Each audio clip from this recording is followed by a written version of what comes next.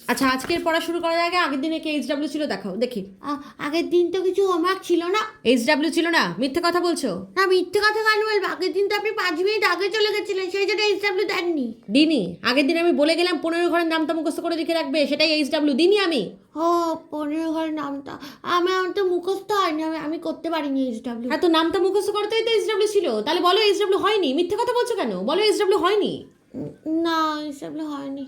কোনো সপ্তাহেই তো এইচডব্লিউ হচ্ছে না, আগের সপ্তাহে এইচডব্লিউ হয়নি। ডাকো তোমার মাকে, ডাকো, কথা বলি। মাকে কেন রাখছো? মাই তো বারণ করেছে এইচডব্লিউ করতে। মা বারণ করেছে এইচডব্লিউ করতে? হ্যাঁ, মাই তো বলেছে। কি বলেছে তোমার মা শুনি?